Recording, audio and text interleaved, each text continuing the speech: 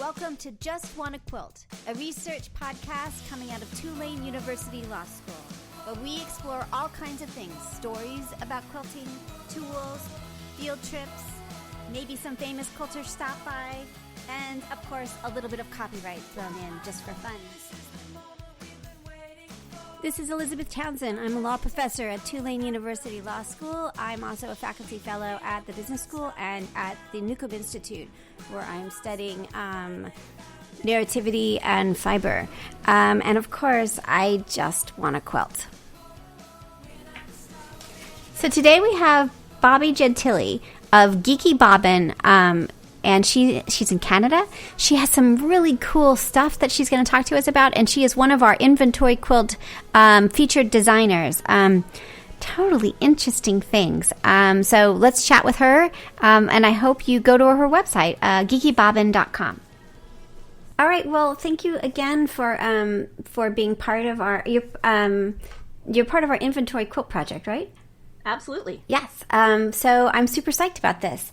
Okay, so we're going to start out with some really basic questions, and then we're going to talk about sort of being a pattern designer and all that kind of stuff. Does that sound okay? Perfect. Okay, cool. Do you know much about what we do or who we are? I do. I've been listening for quite a while, not since the beginning, but I kind of fell off the bandwagon for a while and did some catching up this past week. Oh, that's so great. Well, cool. Well, then you know what we're going to say. First I'm going to ask you your name and where you're calling from. Absolutely. So my name is Bobbi Gentilli. I also go by Bob, and my business is the Geeky Bobbin. So there are some people who just call me Geeky because that's my first name in their minds, and that's totally cool. I like that. I'm in Toronto, Ontario, Canada. Ah, I love Canada. I love that area. I love Toronto. Okay. So tell me your first memory of someone sewing or quilting in your life.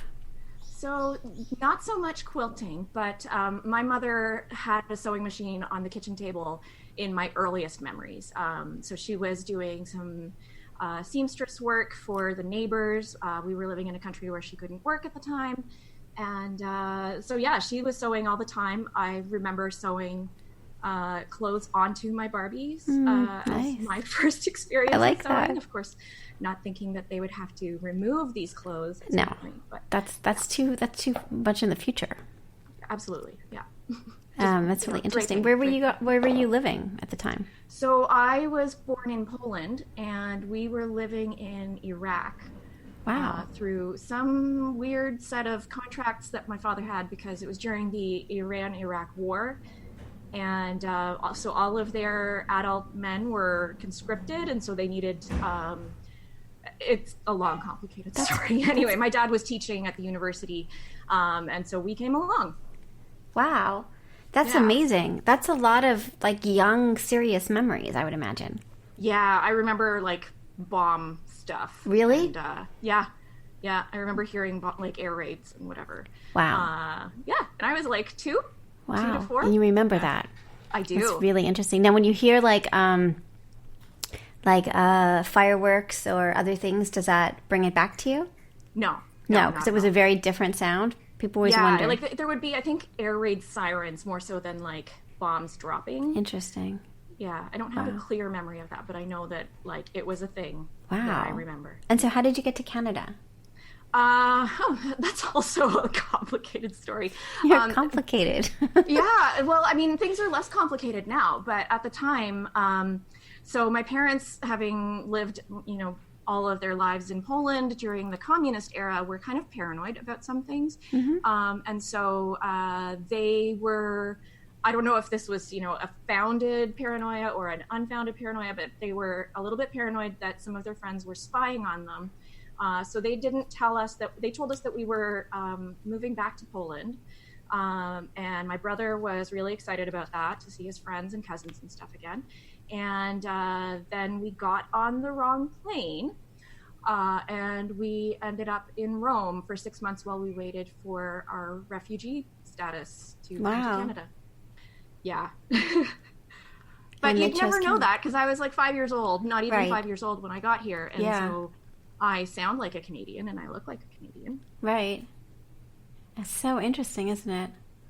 Yeah. Wow, that's a lot. So, I mean, there wasn't any quilting really in the, like, quilting is not a Polish thing. I know a few Polish quilters, like, who still live in Poland, who I found through Instagram, but embroidery is much more the needlecraft of choice. Really? And my grandmother was absolutely an amazing embroiderer.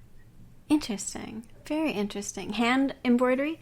Hand embroidery, yeah. And I mean, everything was by hand. You know, she was fairly old when she had my father, because my dad was the youngest of 5. And so, yeah, I don't know if they had a sewing machine. Like, I don't know if she had a sewing machine, but I'm sure, like, during the war, there wouldn't have been a sewing machine. And before the war, there probably wouldn't have been a sewing machine. So yeah, a lot of stuff by hand. That's a lot. All right, so now you've been in Canada since you were 5? Yeah. Did you stay? Did you, like, end your ridiculous travel of, like, scary places and we did. Yeah, we came straight to Toronto and haven't left since. Interesting. That's really interesting, isn't it? Like, my husband just told me that Toronto is the 3rd largest city in North America. Really? Yeah, that's what I said. I was like, really? Because to me, Toronto feels small compared to the other cities that we lived in before. Like, Rome is huge. Rome is huge. Baghdad is huge. And yeah, so Toronto feels small. And I feel much more at home in places like New York. But apparently, even Chicago is smaller than Toronto. Which, really? Like, yeah, population-wise. Interesting. And there's a lot of quilting. So how did you get to quilting? Because there's a lot of quilting going on in your area. I'm kind of amazed. There is a lot. So I got to quilting. So I mean, I've always been a maker, you know, the Barbie clothes and everything. My mom taught me how to crochet and knit so that I could make shawls for my stuffed animals and stuff. And then, you know, I picked up sewing on, like, the machine eventually as well. So I've always made things. And so I got to the age where you start making baby blankets and baby hats and baby things for your friends. And I thought maybe I would try making a quilt. And I asked in a Facebook group of fellow maker/moms, am I going to want to throw my sewing machine out the window if I try to make this quilt? And it was a half square triangle Tetris quilt. And my friends, being the fantastic people that they are, some of whom I'm still in touch with through Instagram now, gave me a whole pile of resources and free video series and stuff to basically give me the master's class in quilting before I even, like, visited a quilt shop. That's really cool. And so now tell us about who you are now, because that first quilting experience has sort of blossomed into a lot more. Oh, has it ever? Yeah. I, like, you know how people say you got the quilting bug? Mm-hmm. I got it, like, hardcore. So that was about 3.5 years ago. And so I started making my first quilt. I designed everything myself because I didn't really know that there were patterns. And I come from a mathematical background. I was an engineer and a software engineer and project manager. So I just, opened up PowerPoint like you do and started designing things in PowerPoint. And I loved it. I didn't understand why anyone would ever need to use a pattern because it just seemed like self-explanatory for me. So you were designing in PowerPoint. Were you just taking different blocks and shapes? Like, why were you using PowerPoint? What drew you to PowerPoint? That's really interesting. Well, I mean, so I was in the corporate world, and PowerPoint was the thing that I drew in. So, like, I knew how to manipulate images in it. I didn't have Photoshop or anything else. And, I mean, really in PowerPoint, it's a vector-based drawing. Yeah. So that was my easiest starting point. Was just to draw shapes in PowerPoint, and I knew how to manipulate the sizes and how to align things and whatever. So it was just like natural for me to use Microsoft Office for designing. Right. Very interesting. And then, do you still design in PowerPoint, or have you moved to different space? I don't design in PowerPoint anymore. So I started using Inkscape, which is a free equivalent to Adobe Illustrator. And I started using that to manipulate designs that I created in Electric Quilt, EQ8. Interesting. And how do you like EQ8? You're the second person, like today, to talk about EQ8. Having come from a world of software design and UX design, it was a bit of a shock to my system because I got EQ8 shortly after EQ8 came out. Before that, it was EQ7. And EQ8 was like, people were saying, oh, this is so much more user-friendly and it's so much more intuitive. And I was like, wow, I haven't seen a UI like this since the 90s. Like, it reminded me of like Microsoft Works. Right. Back before you had GUIs and could copy and paste things. It was just like bizarre and not intuitive at all. But so many people who came from EQ7 and older versions are like, oh, this is so intuitive. So I don't even want to know what the previous versions were like. No, I get it. I totally get it. That's funny, right? You're like, strange. Okay, so you design an EQ8. You have, did you just tell me a little bit about, so you're part of our inventory quilt pattern designers, and I'm so excited about this project because I think it's like the next stage of what we really needed to explore, which is that connection to the pattern designers in a cohesive way where we also get to explore their patterns and think about them as a group. Mm-hmm. So I'm really excited about that. So tell me a little bit about your style of designing and patterns that you make. So my patterns are modern, without question. They're modern. They are predominantly long strips and curves. They're geometric. If they don't have long strips and curves, then they're definitely geometric. So that first baby quilt that I designed was a Tetris quilt with long strips, long pieced strips in the background. And is that retro tetro? That is retro tetro. So the original one that I designed for the baby quilt was just half square triangles in the colored blocks. Mm-hmm. I love it because it has my mom was obsessed with Tetris, and it's got the movement of the blocks coming down. It's really great. Yes, exactly. So when I was first, like, when I had this idea of making a Tetris blanket or a Tetris quilt, I looked some up, on Pinterest or Google Images, and the ones that I found were like the blocks were identifiable as the Tetris blocks. The mathematical name for those shapes is tetrominoes. But no Tetris player would ever want their game to look like that because the blocks they were evenly distributed with I like it's coming down, but it's not coming down on the right spot. It's like perfect. Well, I mean, it wasn't even coming down. It's like if you tried to make the worst game of Tetris possible, that's what this quilt looked like. It looks great. No. I love it. It still has to be aesthetically pleasing and balanced, but I want it to be a gamer. I love it. It's really a great gaming quilt. It's so great. And then each of the blocks, the Tetris blocks, you've made them so that they've got their own little patterns into it, but they're blocks. You can tell they're not it's not random. It's got each block has its own thing. I think it's awesome. I totally love it. Thank you so much. So the evolution to having those more interesting blocks was actually that came from collaborating with Libs Elliott, who is a fabric designer and pattern designer that happens to live 1 kilometer away from me. Oh, that's so nice. Yeah. So I approached Libs about collaborating as a long armor initially, and then I also said, hey, your next fabric line that's coming out is a perfect rainbow for this pattern. Can I release this pattern with your fabrics? And she was like, sure. And as I was mocking it up in the HST version, the half square triangle version, I thought, you know what, this would look really cool with Libs's signature blocks. So if you know anything about Libs Elliott's quilt patterns. No, let me take a look. How would I get there? Libs, LIBSELLIOTT.com. Okay. So she got, I'll tell you a bit about her history, but I'm sure she would love to talk with you as well. Yeah. Definitely connect us. Okay. Pardon? Definitely connect us, Oh, I will, for sure. Okay. So she got her start in quilting from doing generative designs. So she has a programming language called something that is eluding me right now. It starts with a P.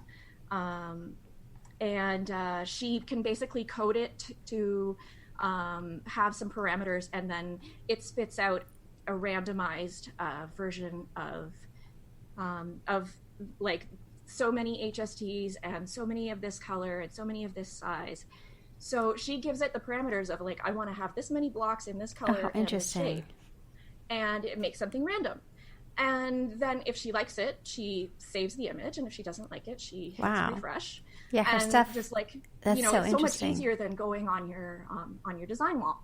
So I don't want to steal her thunder, but anyway, so her, numbers is really cool. So okay, so patterns, they tend to feature these shapes and these blocks, and so I thought, you know what, it'd be really cool if I could use those shapes in her fabrics to make it more interesting than just half square triangles. Right. And, you know, maybe we can call this a collaboration. So I mocked it up that way, and I loved the way it looked. I thought it was just perfect, so much more interesting than just plain half square triangles. So I talked to her about it, and, you know, we negotiated how we would collaborate on it. And it was the perfect first pattern to put out, except for the fact that it was not as easy to write as I thought it would be. It's an easy quilt to put together, but to explain this many in this color, and then it goes here. Right. Oh, and also if you're making it in a different size, then the blocks go in a different place because it's a different form factor. So it ended up being way more complex to write, but very interesting. Now on the retro pattern, it's got like it on the one that you have now. It's got. Is it more complicated? It's more than just half square triangles. Is that right? Or is that the fabric that's doing it? It's doing a little bit more. Yeah, so it's more than half square triangles. So there are 5 blocks. So the easiest ones are just half square triangles, and then there's some that are half square triangle with a corner lopped off, and combinations of really small half square triangles and large half square triangles. Now, which one are you doing? Are you doing this for us, or which one are we doing? I love this. I totally want to make this. So this one would make, I was thinking about it as I was sorting scraps and listening to the podcast, this one would make a really good inventory quilt. But this was not the one that I passed along to you guys. Which one did you pass along? I passed along. If you click on the patterns link. Yeah. The one that's at the very top, because it's my newest pattern. Is it Glitch? So it's not that new. No, the Progress Pride. Progress Pride. Okay, hold on. I'm not... Okay, so the other thing while I'm looking for it is your patterns are at Quilt Exchange, which we've interviewed Paper Pieces before. Tell me a little bit more about Paper Pieces and Quilt Exchange and why you decided to go there. Oh, right on. So that was also, Libs hooked me up with them. Because she said, you know, it makes so much more sense, especially for shipping to the U.S. from Canada. Basically what they do is they do all of the fulfillment for me. So I don't have to have boxes of patterns, guess how many I need to order or anything like that. I don't have to go to the post office. Basically, when I get an order, I just copy and paste the info, and so now people can maybe skip me if they want, but they shouldn't. So it was just a really easy way to offer paper versions of my patterns without having to invest in space or, you know, having who knows how many patterns. That said, I do have some that I print locally so that I can fulfill orders for Canadian customers, both wholesale and retail. Very cool. Okay, well, I have not found it yet, but I also found your Fussy Cut Like a Rocket Surgeon. You took Tula Pink's frogs and put them all together as an example, and you are a rocket surgeon. That is incredible. And the fact that it takes a 6-hour class to sort of figure out how to do that and experience it, I so want to take that class. Amazing! It's amazing. I will. Seriously. Once I figure out the visa situation, I will come to the U.S. and I will teach that. You will come to New Orleans. You'll teach it here. I will. Oh my God. New Orleans has been that has been my bucket list location. Really? Oh my gosh. Time. We should think about this. Seriously. Spring break trip. And my friends were all like, oh, actually, we decided we're just going to go to New York. And I was like, you're dead to me. That's so funny. Well, we have to sort of figure this out. I know we're on the podcast, but I would love it, especially if we can keep the cost down and figure out, if you're willing, I don't know if you're allergic to cats. You have cats. So if you could, stay with us, hang out with us, and then, figure out how much it costs to bring you and how many people we would need. I think bringing individual people here would be and we have great space. We don't have to, we have great space at the law school and at the Newcomb Institute. So we should really think about this. This would be so much fun. Well, you'll have to find someone at the law school who can help me figure out what the right visa is. Okay, that's a good thing. Okay, so right visa for traveling to the U.S. to teach? Yes. Okay, you're not the first person to ask, so we will get on that as a research topic because I think that's really important. Yes. I mean, I know it's not copyright related, but no, it's related. It's related. You can't teach your stuff unless you get a visa, so Right. I think that's so insanely cool. Okay, so when we finish recording, let's chat more about that because I cannot believe how precise you are on the fussy cutting. That's totally insane, and I'm very not precise. So I really want to learn how to do that. Excellent. Okay, so I still haven't found the pattern. So tell me where I go. So I'm on your website. At the top of the page, there is a menu, and the very first link is patterns. Yeah. So if you click on that word, patterns. Oh, on patterns. I didn't go to patterns. Right. Progress Pride. Okay, Pride Pattern Quilt. Okay, so. Oh, how cool. So it's. Okay, so tell me what it's got Tell me more. So it's got. Okay. It looks like it's got the transgender colors at the beginning, right? Yes. Yes, and then absolutely. What's the brown? I don't know what the brown is. So the brown and the black are to represent people of color. Nice. So the designer of the Progress Pride flag is a designer named Daniel Quasar, and I came across their redesign of the Pride flag, and they designed this to incorporate marginalized communities into I love Pride. This. Yeah. There had been some other attempts to include people of color by adding like a brown stripe. And I really loved the way that it looked. Yeah. I saw it and it didn't have, half square triangles or anything. It was just like stripes, but it just totally fit my aesthetic of long strips. And so I was like, oh, I need to make a quilt of this. And it's really cool. So if people want to look at it, you go to geekybobbin.com. So GEEKY and then Bobbin, BOBBIN.com/Progress Pride, all one word. And it's insanely cool. Now, there's also this light triangle. Did you do that on purpose? I did, yeah. I took a look at the values of my fabrics, and I wanted to have an echo of the chevron. So there's the colors that have been added are in like a chevron coming from the left to the right, indicating progress, forward movement. Mm-hmm. And so I wanted to echo that in the colored stripes. Yeah. And so it's like this flying geese kind of feel to it. Yeah. And I did that by, just examining the color value. And so I basically pulled my lightest blues and lightest purples, etc. Yeah. And put them in there. I love it. It's really cool. It's great. It's really great. Well, this is going to be so much fun. And this is insanely great. Yeah, insanely cool. How have people responded to it? Oh, they love it.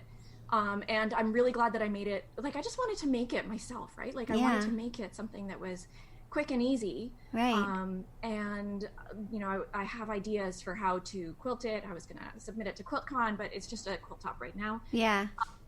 And I love it. It is perfect for the inventory quilt. It really is. It is. It's perfect. So I just wanted to make it. So I wanted to make it quickly. And people responded really well and said, you know what, I want to make this for my child and my friend and whatever. And I was like, yeah, okay, I'm going to put out a pattern. And so I wrote it all out. And then I contacted the designer to say, I want to release a pattern of the flag. But that was after you did all the work? I think so. Okay, and how did he respond? So they were okay with it, and they were like, oh, yeah, for sure. There's a link on the Progress Initiative page that lists my Creative Commons. Oh, that's cool. And I was like, okay, yeah. So, I was like, okay, this is cool. This is fine. And then I read through the details of the Creative Commons, and I was like, oh. So for the people that just pause for a second. So Creative Commons is a license that you can put onto things. So it allows when people come to your image or something that they can decide, they can know right away what they can and can't do with it. So he had put a Creative Commons license on his progress flag. And what was the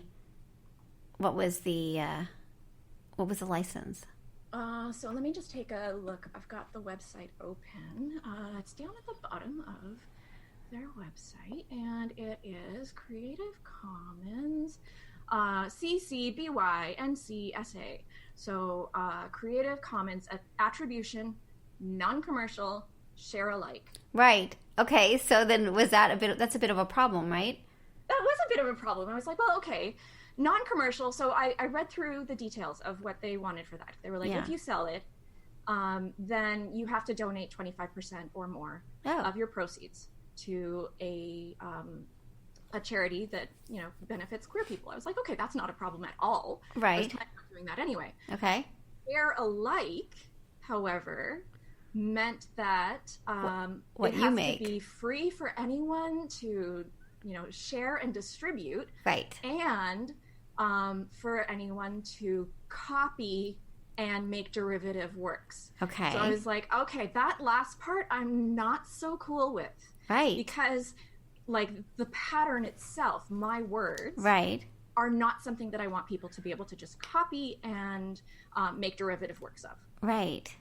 They can make derivative quilts, but I don't want people to just, you know, list take the pattern and then release it basically as their own, as long as they're also releasing it for free. Right. So this is the problem. This is really interesting. So did you contact them? I did. Basically, I read through the Creative Commons details and everything of the whole, like, that CCBYNCSA, and it was like, unless you have written permission from the license holder, right, or the licensor or whatever it is, right, and I was like, okay, so I need to get written permission. So I explained everything that I just said in an email to Daniel, and I was like, this is the thing. So are we cool? And they were like, yeah, absolutely. I get that. That's very cool. And so on your side, it's so interesting. So you have, okay, so I'm going to just read it because it says Progress Pride is a quilted interpretation of the Progress Pride flag designed by Daniel Quasar. This beginner-friendly pattern includes detailed full-color diagrams and instructions so that even a first-time quilter can confidently make a statement to show their pride. Totally lovely. Okay, so 8 pages, 3 different sizes. I'm thrilled to support Rainbow Railroad with the proceeds of this pattern. I'm keeping only $2 from the sale of each pattern, and although there's a suggested price of $8, you could increase that donation as high as you wish. Super interesting. Then it says, so why Rainbow? So first of all, what is Rainbow Railroad? Let's see what that is. I'm not part of the queer community, so I put a call out on Facebook on my personal page asking, hey, friends who are in that community, can you suggest some charities that, that I would want to benefit in this way? Yeah. And the first one, like the only one that I had thought of was one that's local. And I was like, is there any reason why, like, is that cool or not? Like, do the people who are local know of a reason why I wouldn't want to support that? And I got suggestions of, like, actually, you could also benefit this organization, Rainbow Railroad, which I think was started in Toronto possibly, but it benefits people around the world. So the name Rainbow Railroad is, I guess, kind of a riff off of the Underground Railroad. Mm-hmm. So what they do is they help queer people to escape. Yeah, exactly. To escape countries where they're persecuted and bring them to somewhere where they're, valued for who they are. Rather than having to live in fear. And their website has, all kinds of great videos with stories of people who they've helped and people that they are in the process of helping. And so I was like, yeah, this is perfect. This is an organization that I want to support. And so I released the pattern in, I think it was like the last day of June, because I really wanted to get it in there for Pride Month, even though I only got the idea of making it during Pride Month. So it was a quick turnaround. Right, that is quick. And then, like, I do a quarterly donation after that. Oh, very cool. Okay, so let me read the next part of it, your website. Yep. If you want to create and sell a piece of art utilizing the design, here are the terms. So people can buy the pattern and make it. No, that's fine. But if they're going to like make a derivative work and they want to base it off of your pattern, that's what this is about. This is not about like I make it and I give it to my kid. This second half doesn't usually apply. It's only if I want to create some sort of artwork based on the work that you did. Is that right? Yes. Okay. So give the appropriate attribution, which is Progress Pride Flag by Daniel Quasar, and it has the Quasar.digital, Progress Pride Quilt Pattern by the Geeky Bobbin. And then number 2, release it with the same CC license. So tell me what that CC license, what are the terms you're requiring of an artist coming and using your work to do? So basically this is the same license as what Daniel Quasar has, but instead of, so it's by NC ND. So the by means attribution. Right. So that's that first point and bullet point there. The NC means non-commercial. Right. And so non-commercial being like, oh, you have to donate the profits. Right. And no derivatives. No derivatives. So you can make it, but you can't what they mean is like commercially distribute it, right? You can like how do you interpret that last one? Because that's really restrictive, right? So you can share it, and you can use it for non-commercial purposes, but you can't remix, transform, or build upon it and distribute the modified material. Which is, do you care if they redistributed it personally? Like if they just put it up on like, oh, your pattern itself. Yeah. The pattern itself, not the... Right, so this is to the pattern. Got it. And then, again, they could contact you and make another license that is. And then the last one, third one is include a link to the Progress Initiative page. And number 4, donate at least 25% of the proceeds to an LGBTQ organization. Yeah. So that is really interesting. So you're living the Creative Commons life. This is so cool. I am, unexpectedly. Yeah. And so how do you feel about it? How did it work for you? And what did you think about the experience? So, I mean, I had to get over the fact that, so the very first tenet of it is that people are allowed to share the pattern. Right. And like, they're allowed to make a digital copy and share it with someone. So, I'm really protective, emotionally or like conceptually of my IP. I haven't necessarily, legally protected it, but I'm emotionally protective. Got it. Yeah, I get that. And so that was a little bit of a jump, and I was like, but that's okay, because like, the nature of this design is something that I want people to be able to share. So I got over that pretty easily. Right. Okay, so let's walk through it let's do it one more time so people understand what we just said.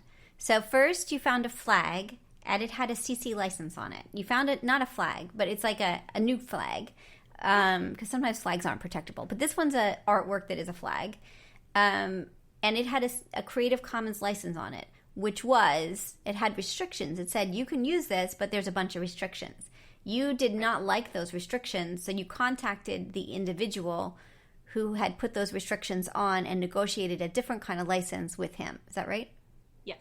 Okay. Then you put a second, so the underlying work has the CC license on it, and you have a new license that you've negotiated to allow you to commercially use it and do all these things. But then you've now put a second CC license on it, basically, which mimics the first one. And so when I come to this pattern, how do I understand what I can and can't do with it? Well, you would basically click on the link. Yeah. So some of the tenets of this CC license are that you have to, if you're selling anything related to these designs, you have to have these 4 bullet points. Yeah. So if you head over to Daniel Quasar's website, you can see that they've got all of these 4 bullet points, but with the minor difference of instead of being non-derivative, it's whatever theirs is. Yeah. So you can click through to read what the CC license is. So you have to include the details of the CC license. Right. In the bullet points. Right. If you are making a derivative. Right. Or commercial. So interesting. Yeah. Very cool. Well, this is very interesting. I like this whole story. It's so unexpected, you know? I thought so. Yeah, it was. I mean, it was unexpected for me when I started designing it and decided to sell it. Right.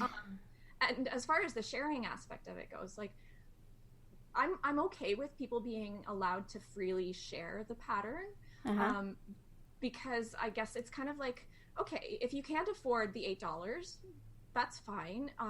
If you don't want to give me the $8 for it so that I can keep just $2 of it. Right. Like, it's kind of petty, that's on you know? your conscience. Right, exactly. Like, seriously, like, what? So let's say if I go to your progress pattern, and so again, geekybobbin.com/progresspride, and I go to your thing, it says buy the progress pattern now, and then I buy it. Right, yes. So buy now. But what if I didn't want to buy it?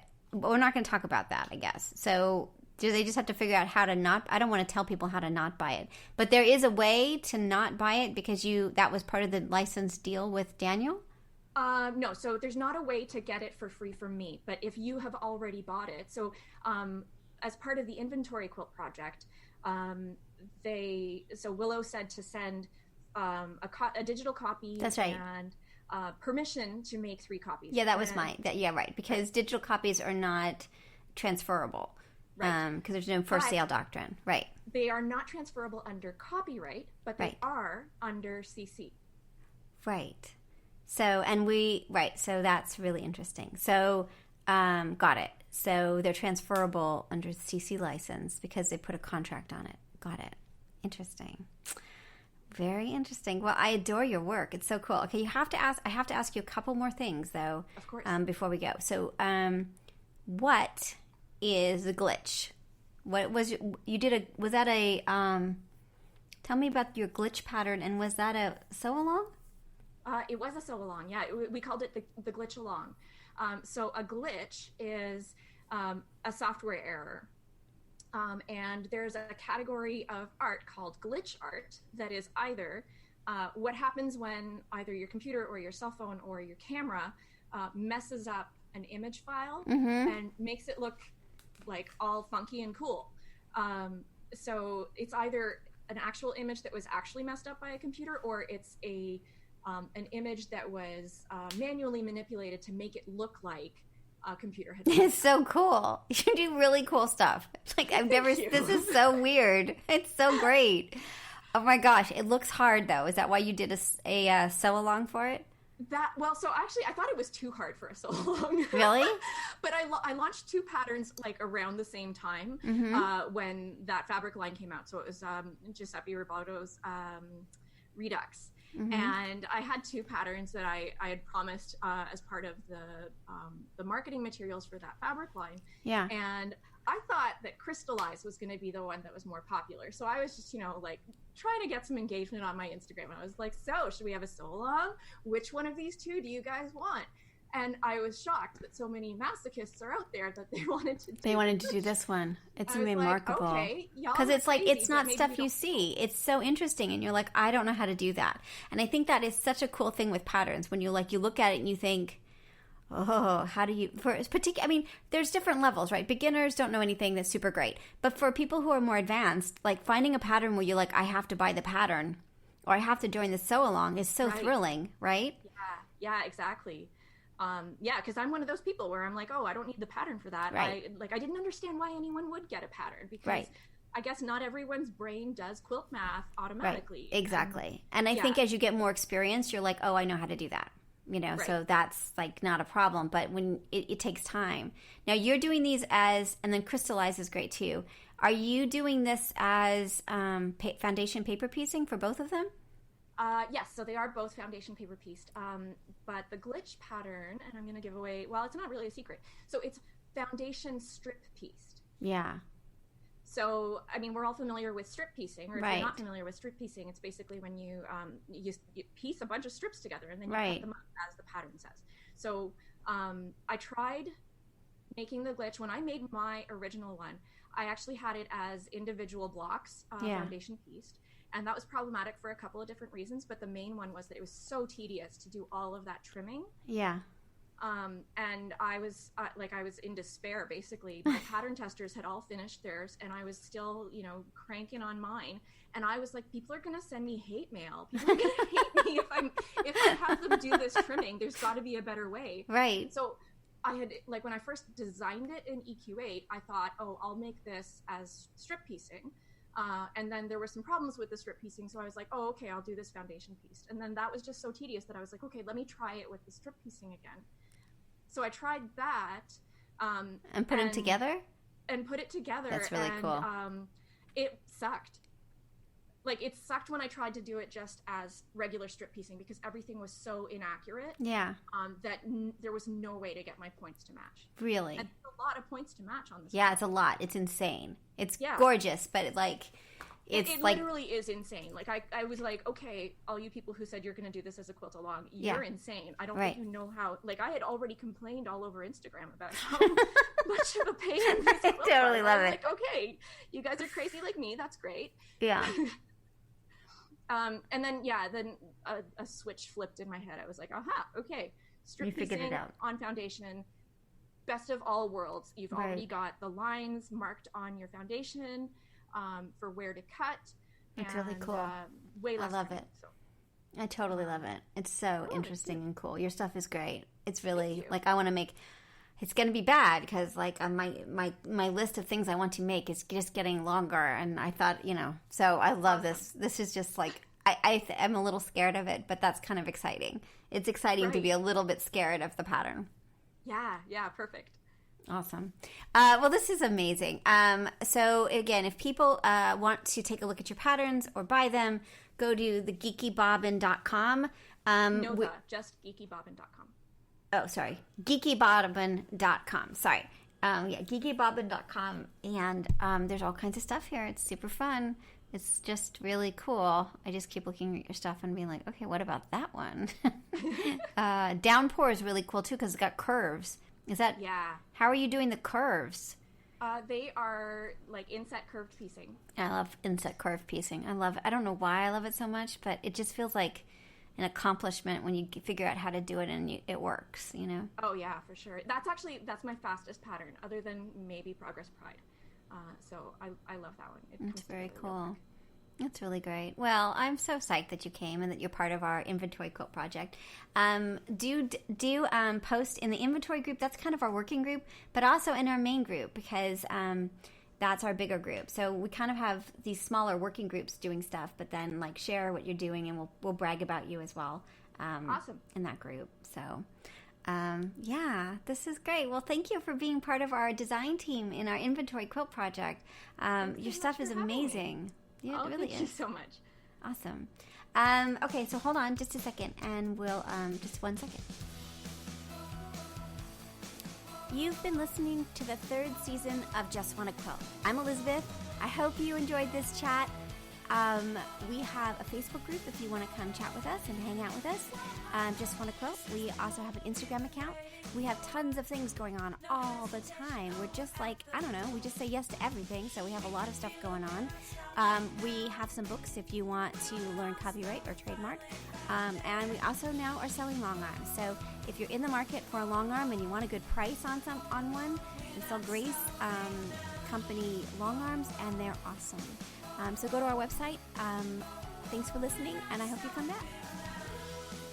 And for those quilters out there listening, because we do have some non-quilters listening too now, I hope you get a chance to quilt today and come play with us and show us what you've been working on.